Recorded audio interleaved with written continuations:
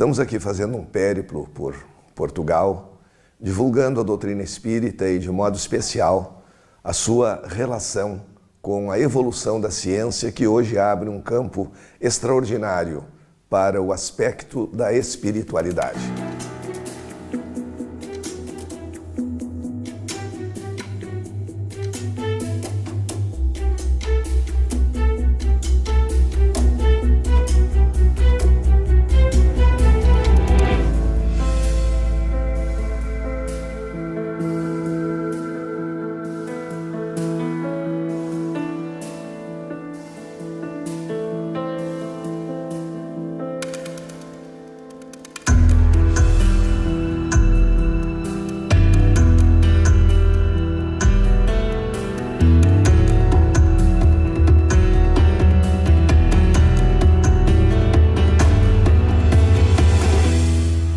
Eu comecei a fazer palestras dentro do espiritualismo e depois, mais especificamente, do espiritismo a partir de 13 anos de idade. E, naturalmente, tendo feito todas essas palestras desde essa idade, praticamente na infância, na pré-adolescência, surgiu sempre a ideia de escrever algum livro sobre o assunto. E foi exatamente na época em que apareceu no Brasil a ideia da parapsicologia, que hoje se chama ciência noética. Essa ideia parecia querer acabar completamente com as teorias do espiritismo. Parecia uma espécie de nova ciência que viria a desmentir todos os postulados da doutrina espírita. E lá no Brasil, o Dr. Hernando Guimarães de Andrade, junto comigo, nós começamos a pensar exatamente no sentido oposto. A parapsicologia, que causou algum medo a alguns espíritas menos informados, menos afeitos à leitura do moderno, ela vinha, por outro lado, confirmar os postulados da doutrina espírita, dizer em outra linguagem aquilo que dizia o espiritismo. Naturalmente que, em termos de interpretação, houve quem entendesse os fenômenos parapsicológicos como um fim dos postulados da doutrina espírita. E verificamos que era exatamente o contrário. Aí então surgiu a ideia do primeiro livro, que teve um título inicial, Parapsicologia, da bruxaria à ciência, mostrando que, pela evolução da ciência, coisas que eram consideradas atos de bruxos e levaram tantos à fogueira, infelizmente, passaram a ser estudadas cientificamente. Abria-se o campo para a telepatia, para a clarividência, para a pré-cognição, para o estudo da mediunidade, da sobrevivência do homem, para o estudo da reencarnação.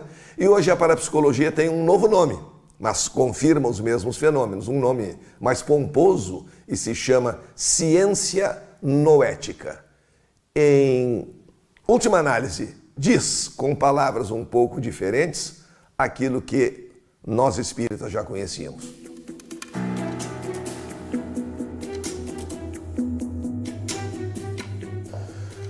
A conexão entre ciência e espiritualidade foi algo que sempre me atraiu.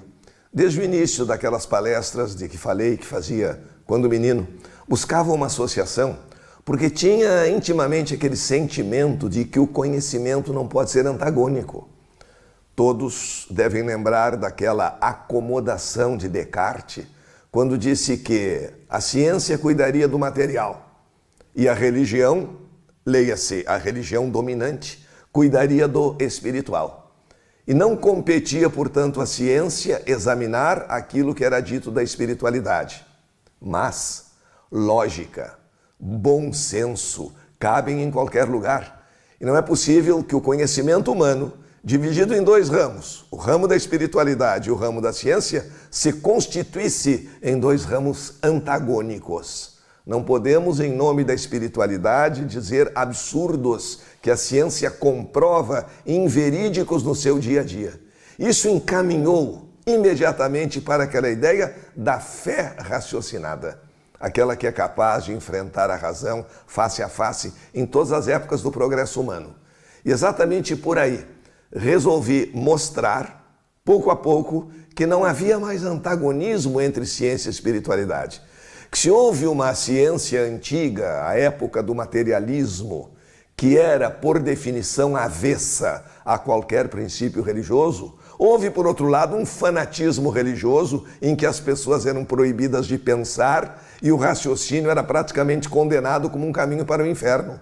Hoje nós chegamos a um justo meio termo entre as duas posições e no campo da filosofia da ciência há uma abertura extraordinária para a espiritualidade, a tal ponto de se poder dizer que conhecimento científico e conhecimento espiritual não são mais antagônicos. Eu proponho uma equaçãozinha muito simples. Conhecimento científico mais conhecimento espiritual igual sabedoria plena.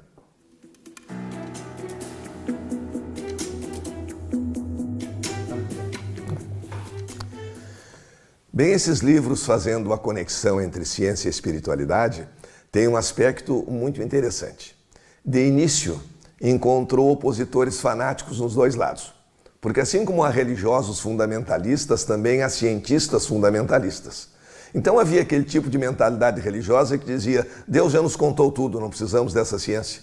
E havia aquele cientista empedernido lá no materialismo dizendo: ciência não pode ter nenhuma conexão com espiritualidade, porque religiosidade é engano, é embuste, é pura superstição. Então, obviamente, havia opositores nos dois lados, mas os opositores eram fanáticos. E os fanáticos terminam se encontrando. Enquanto que pessoas afeitas ao raciocínio aceitaram essas obras, e existem muitas hoje no mundo, há um verdadeiro modismo de se fazer a conexão entre a ciência e a espiritualidade, a partir do advento da física quântica e seus novos postulados, de modo que essas obras têm sido hoje, felizmente, bem aceitas e têm servido de incentivo para escrever mais, porque a pesquisa nunca termina. Quando nós acharmos que chegamos ao final do conhecimento, nós estamos decretando não o final do conhecimento, e sim o final da nossa capacidade de aprender, o que seria muito triste.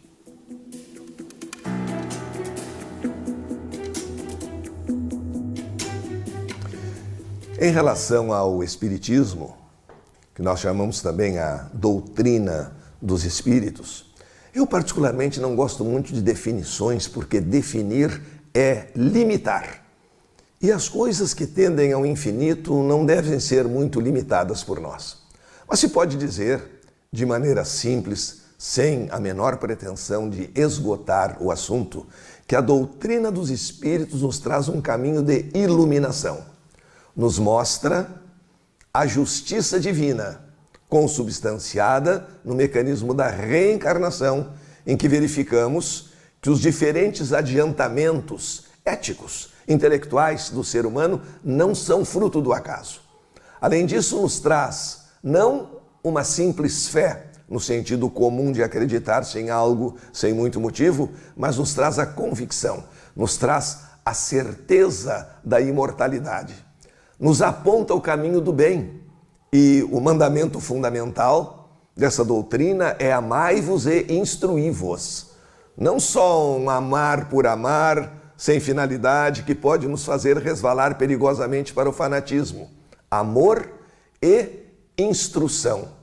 Porque, diferentemente das doutrinas tradicionais, o Espiritismo permite aos seus, digamos, simpatizantes, ou seguidores, como quisermos chamar, permite a dúvida, permite o ceticismo razoável, permite inclusive que rejeitemos verdades, ao dizer que é preferível, se tivermos que optar, rejeitar verdades a aceitar mentiras.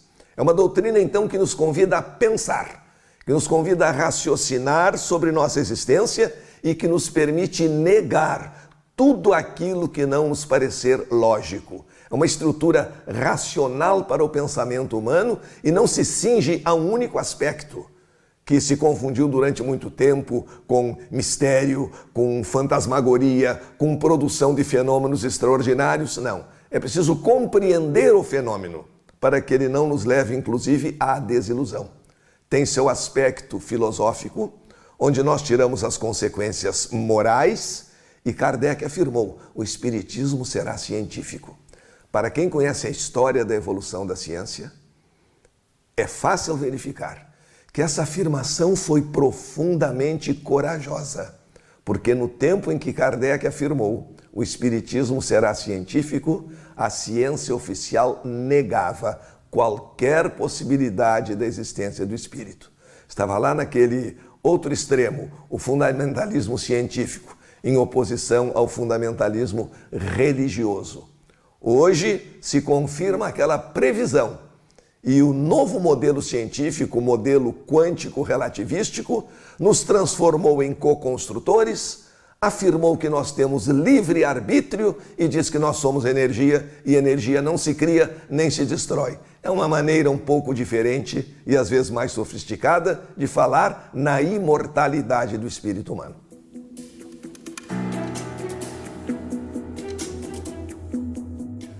Se nós não morremos e temos a certeza disso, é possível que no outro plano, o chamado plano espiritual, nós tenhamos possibilidade de nos comunicar com o plano material.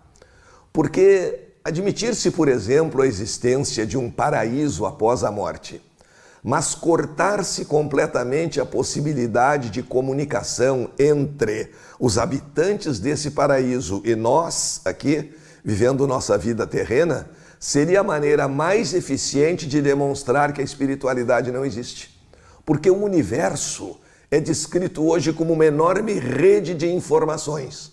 Logo, se não houvesse a possibilidade de troca de informações entre o que nós chamamos espíritos desencarnados e nós, espíritos encarnados, todos fundamentalmente, essencialmente espíritos, nós estaríamos a provar que não existe essa tal continuidade da vida, que não existe a imortalidade.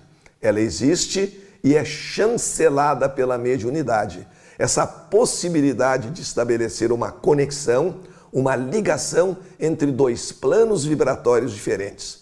Mas os exemplos são muito simples e às vezes nós procuramos coisas complexas demais e todos nós temos exemplos de mediunidade. Médium significa ser intermediário. Quando nós ligamos um aparelhinho de rádio para sintonizar com uma determinada emissora, nós não percebemos nenhum som, nenhuma voz, porque lá na emissora já foi feita uma transformação inicial. A voz do locutor, que é uma onda material, uma onda mecânica, captada pelo microfone da emissora, foi transformada num impulso eletromagnético, que com a velocidade da luz percorreu o espaço, que vai entre a emissora e a casa daquela pessoa que ligou o seu pequeno receptor de rádio sintonizado naquela emissora. Aquele receptor recebe uma frequência que nossos ouvidos não percebem. É uma onda eletromagnética e transforma. Então ele é o médium entre dois tipos de frequências. Ele é o intermediário entre a frequência eletromagnética da emissora de rádio e a frequência produzida depois a partir do alto-falante que os nossos ouvidos podem captar. Esse é um exemplo simples do intermediário, do fenômeno mediúnico. E se não houvesse essa possibilidade de comunicação entre os dois planos, não seria lógico acreditar-se que eles existam.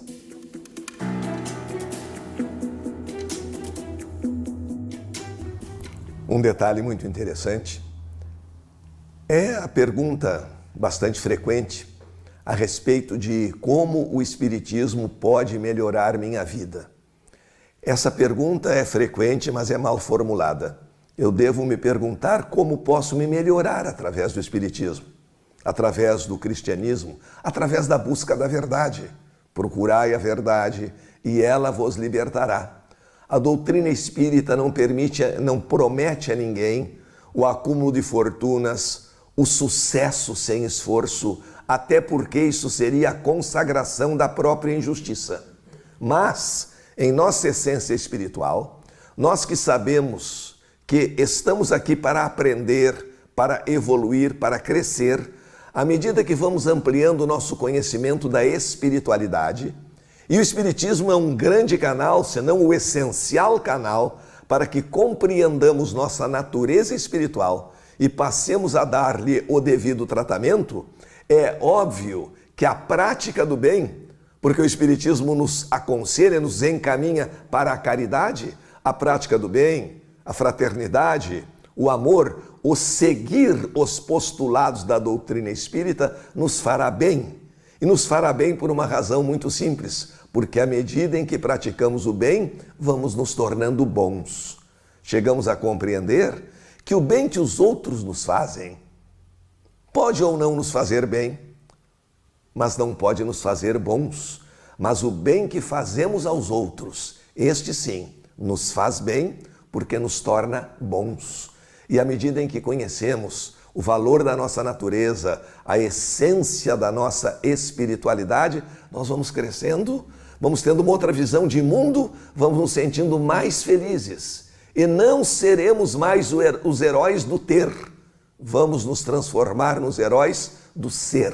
Esse ser espiritual, essencial, com volição para o conhecimento e para a prática do amor, que um dia vai nos dar paz, tranquilidade, porque veremos o nosso próximo, o homem, irmão do homem.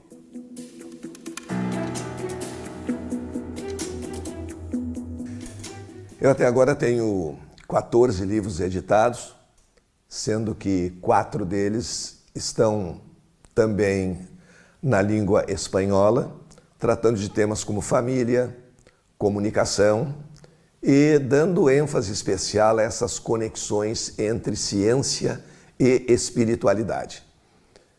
Meu filho no Brasil tem uma livraria, cujo site nós informaremos no decorrer do programa, e por esse caminho talvez seja possível adquirir os livros, como também os nossos ouvintes, telespectadores podem entrar em contato comigo pelo e-mail.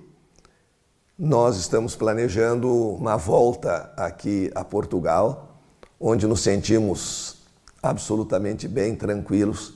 Queremos agradecer a todos pela receptividade que aqui tivemos. Fizemos grandes amigos, sabe aquela afinidade que só a reencarnação e o conjunto de bons propósitos explica, possivelmente venha de outra vida, que nos deu aqui essa receptividade tão grande, essa empatia tão grande com todos. Estamos planejando voltar. E aí conversaremos ao vivo, teremos também os livros. E o essencial é que nossa caminhada seja realizada sempre com muito amor, com muita fraternidade. As diferenças que existem entre os seres humanos não são aquelas diferenças físicas, linguísticas, que nós eventualmente podemos detectar com facilidade. A grande diferença está entre aqueles que já perceberam a sua realidade espiritual, que estão vocacionados para o bem e procuram produzi-lo, e aqueles que teimosamente ainda se afastam do caminho do bem. Mas precisamos entender um detalhe muito interessante e muito importante. A nossa missão não pode ser negativa. Nossa missão não é combater o mal. Nossa missão é promover o bem. Nossa missão não é inventar um combate à sombra, até porque sombra não existe. É a interposição de um corpo opaco à luz. Nossa missão é produzir a luz e deixar que as consequências da luz aconteçam pela iluminação dos corações e melhorem os propósitos de todos nós. Como afirmou Leon Denis, com o surgimento da nova ciência, e aí o aspecto científico, com o surgimento da nova ciência, que é a ciência do espírito, novas ferramentas de pesquisa são necessárias. E só com grandeza de propósito, com pureza de coração, com sensibilidade de intelecto, nós podemos contatar com a espiritualidade superior.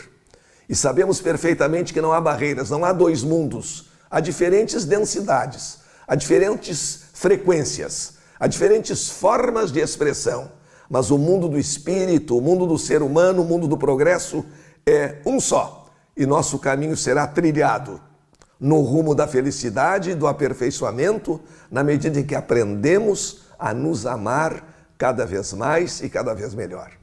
Acredito que fora daquelas ideias pessimistas de que estamos aqui para sofrer, para pagar pecados, etc., etc., nós estamos aqui com duas finalidades principais. Nós estamos aqui para aprendermos a amar e para sermos felizes. Lembrando que a iluminação é nosso direito essencial, é nosso direito de nascença. Portanto, vamos buscá-lo.